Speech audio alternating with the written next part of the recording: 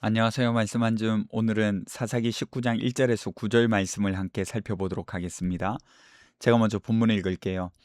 이스라엘의 왕이 없을 그때에 에브라임 산지 구석에 거류하는 어떤 레위 사람이 유다 베들레헴에서 첩을 맞이하였더니 그 첩이 행음하고 남편을 떠나 유다 베들레헴 그의 아버지의 집에 돌아가서 거기서 넉 달 동안을 지내매 그의 남편이 그 여자에게 다정하게 말하고 그를 데려오고자 하여 하인 한 사람과 나귀 두 마리를 데리고 그에게로 가매 여자가 그를 인도하여 아버지의 집에 들어가니 그 여자의 아버지가 그를 보고 기뻐하니라.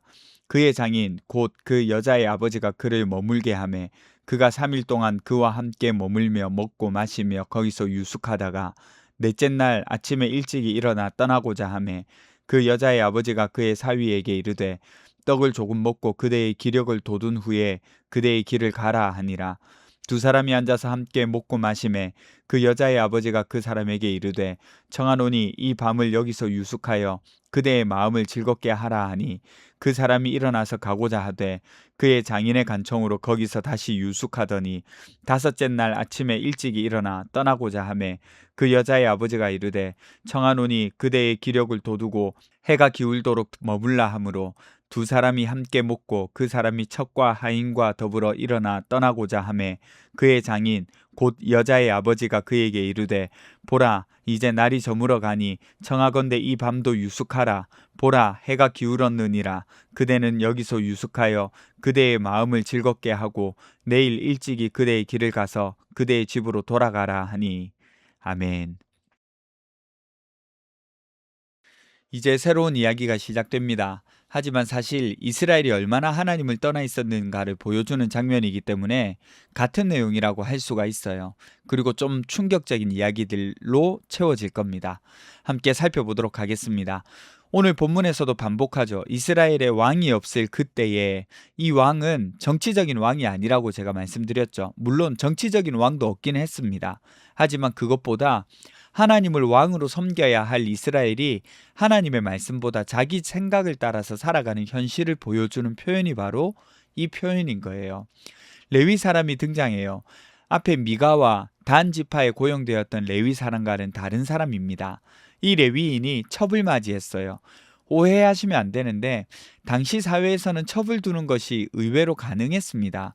그러니까 정식으로 결혼한 남자와 여자 외에 남자가 다른 여자를 둘 수도 있었어요. 성경도 그걸 인정은 합니다. 그런데 그것이 이상적인 결혼과 가정의 모습이라고 하지는 않아요. 가장 이상적인 결혼의 모습은 한 남자가 한 여자와 하나님 앞에서 약속하는 모습으로 이루는 가정의 모습이 바로 가장 이상적인 가정의 모습이죠. 그런데 첩을 두는 모습을 금지하고 있지는 않습니다.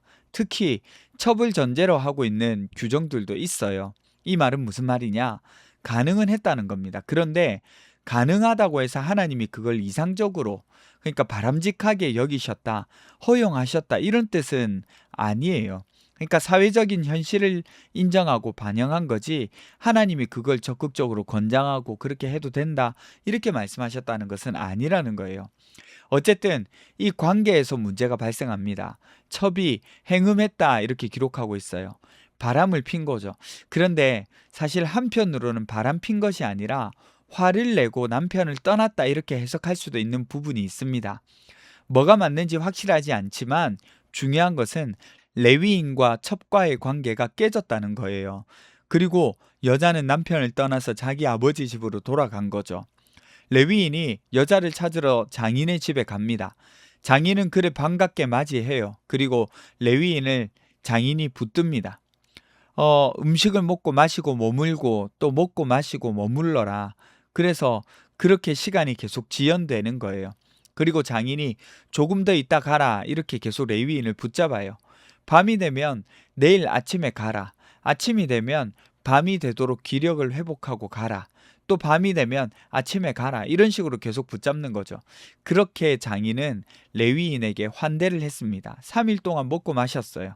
그리고 자기 딸을 위해 찾아온 레위인을 보고 기뻐하고 반가웠을 겁니다. 관계가 다시 회복된다고 볼 수 있기 때문이죠. 그렇게 레위인은 장인의 집에서 머물게 됩니다.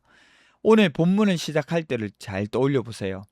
본문 시작이 이스라엘에 왕이 없을 그때를 말하면서 오늘 이 일을 설명하죠. 이스라엘이 하나님을 떠났다는 거예요. 그리고 한 사건을 알려주면서 하나님을 떠나니까 어떤 일이 일어났는지를 알려주는 겁니다. 하나님을 떠나면 결국에는 사람과의 관계도 뒤틀리게 되는 거죠. 남편과 첩의 관계가 깨지고 첩이 아버지 집으로 돌아가고 레위인이 다시 데리러 가고 장인은 사위를 붙잡고 먹고 마시고 머무르는 그런 쌓여가는 이야기들 속에서 그냥 평범한 한 가정의 이야기잖아요. 그런데 이게 뒤틀려가는 모습을 보여주는 거예요. 이 이야기들은 이스라엘 전체로 퍼져나가고 뒤틀려 나갑니다. 그러니까 하나님과의 관계가 무너지면 사람과의 관계도 결국에는 무너지는 거예요. 그리고 보세요. 이 평범한 이야기에서 무서운 것이 뭔지 아세요? 아무도 하나님의 기준을 이야기하지 않고 있다는 거예요. 그러니까 죄가 죄처럼 보이지 않았다는 겁니다.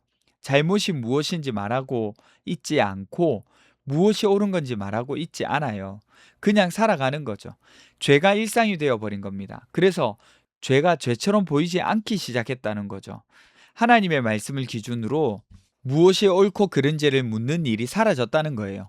왕이 없으므로 자기 소견에 옳은 대로 행했다는 것은 이런 것을 말하는 겁니다. 그러니까 오늘 본문에서 가장 무서운 것은 큰 사건이 벌어지는 것이 아닙니다. 아직은 아무런 사건이 일어나지 않았어요. 그냥 한 가정의 이야기, 평범한 이야기입니다. 부부 사이가 틀어지고 여자가 친정으로 돌아가고 남편이 찾아가고 장인이 사위를 붙잡고 같이 밥을 먹고 이야기를 나누고 있어요. 그런데 이 평범한 일상 속에 하나님이 없는 겁니다. 하나님의 말씀을 기준으로 묻고 살아가는 사람이 없다는 거예요. 그래서 각자 자기 생각대로 살아갑니다. 그렇게 뒤틀린 관계들이 결국에는 한 가정의 문제가 아니라 이스라엘 전체의 비극으로 번져가는 거예요. 그래서 오늘 본문이 우리에게 물어봅니다. 너는 지금 무엇을 기준으로 살아가고 있냐? 어떠세요?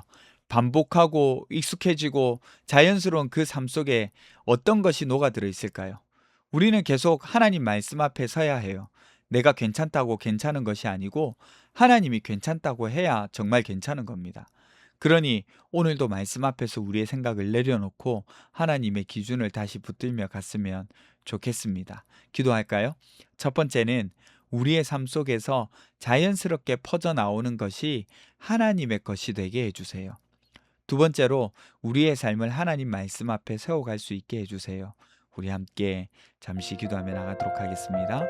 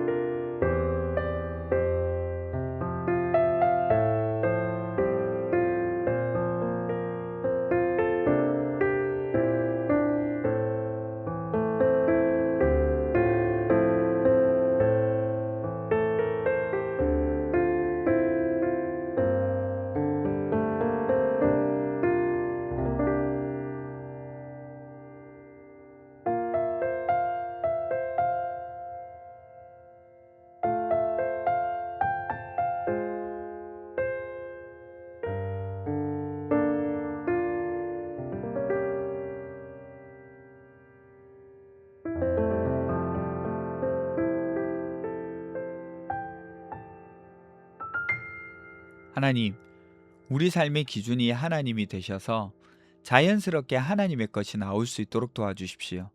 또 우리의 삶을 하나님 말씀 앞에 늘 세워나가면서 하나님께서 보시기에 좋은 것, 하나님이 괜찮다고 하시기에 괜찮은 것들이 될 수 있도록 도와주십시오. 감사드립니다. 거룩하신 예수님 이름으로 기도드립니다. 아멘. 여러분, 오늘 하루도 하나님 앞에서 살아갈 수 있는 저와 여러분 되셨으면 좋겠습니다.